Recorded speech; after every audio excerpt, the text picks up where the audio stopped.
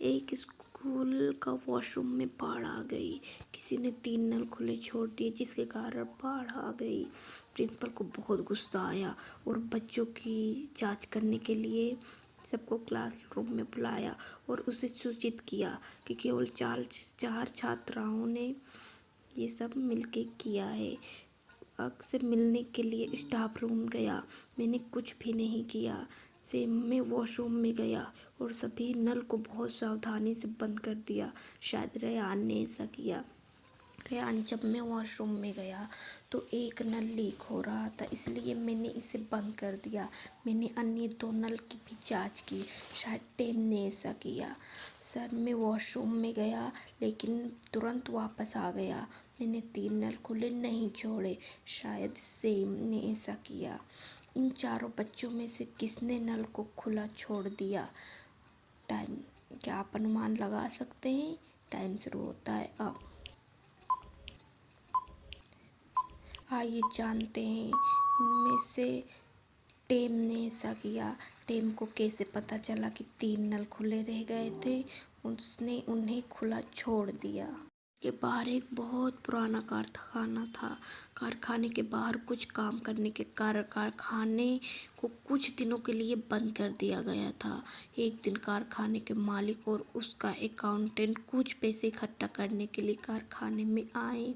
कुछ गुंडे कारखाने के अंदर जाते हैं और अपने सभी पैसे के साथ भाग जाते हैं। मालिक ने तुरंत डिटेक्टिव मेहुल को बुलाया और उसे पूरी कहानी बताई। मेहुल ने बोला, इंटरेस्टिंग, वेरी इंटरेस्टिंग। दृश्य 1, दृश्य 2। क्या आप कमरे के चारों ओर देख सकते हैं और अनुमान लगा सकते हैं कि क्या डकैती नकली थी या असली थी? टाइम शुरू होता है अब। सोचो सोचो। आइए जानते हैं। डकैती नकली थी। बाहर बारिश हो रही है और सड़क का काम चल रहा है। बारिश के कारण मालिक और उसके अकाउंटेंट के मेला पैर के निशान हैं, लेकिन गुंडों के कोई निशान नहीं है। कुत्ता बाढ़ पर कूद गया और थोड़ा सा एन की माँ बेला फैसला करती है कि उसे हम ढूंढने चलें। बेला पड़ोसी के एक घर में गई और उससे अपने कुत्ते के बारे में पूछा। पड़ोसी 1, मेरा कुत्ता बहुत शांत है, वो काटता नहीं है। बेला पड़ोसी 2 के घर गई और उससे अपने कुत्ते के बारे में पूछा। पड़ोसी 2, मेरे पास कोई कुत्ते नहीं हैं। पड़ोसी 3 के घर गई और पूछा उससे अपने कुत्ते के बारे में।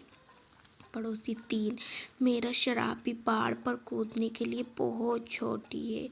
उनमें से एक कोई झूठ बोल रहा है। क्या आप अनुमान लगा सकते हैं ये किसका कुत्ता था?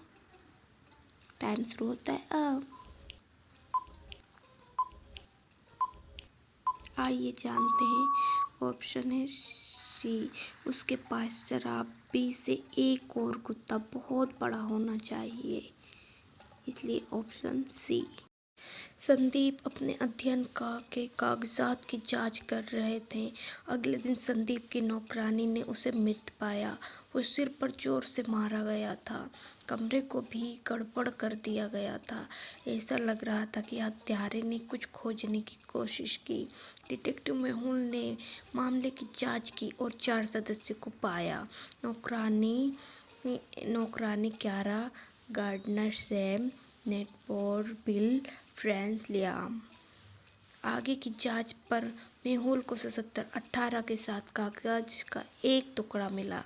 यह हत्यारे की ओर इशारा करते हुए एक संकेत जैसा दिखता है।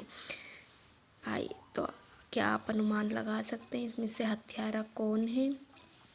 Maid, gardener, neighbour, friend.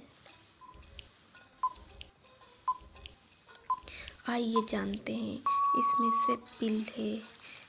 नेटबोर Bill. यदि आप दर्पण के कागज पर लिखे गए नंबरों को देखते हैं तो आप उस पर लिखे गए बिल को देखेंगे। संदीप ने मरने से पहले हत्यारे का नाम लिखा था। बेन की हत्या उसके ही घर में कर दी गई थी। बेन के दोस्त रॉय और जॉर्ज अपराध स्थल पर मौजूद थे। प्रसिद्ध जासूस मेहुल को जांच के लिए बुलाया गया था।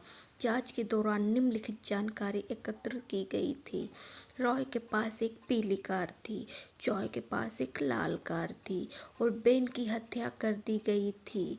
एक काली कार थी जिसे 1 हफ्ते के लिए उसकी जगह पर पार्क कर दिया गया था।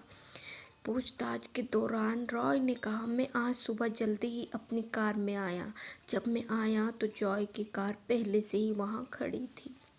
जॉय ने कहा, मैं आज सुबह आया था और रॉय की कार पहले से ही वहां खड़ी थी। मुझे भी कुछ मालूम नहीं है बेन की हत्या किसने की।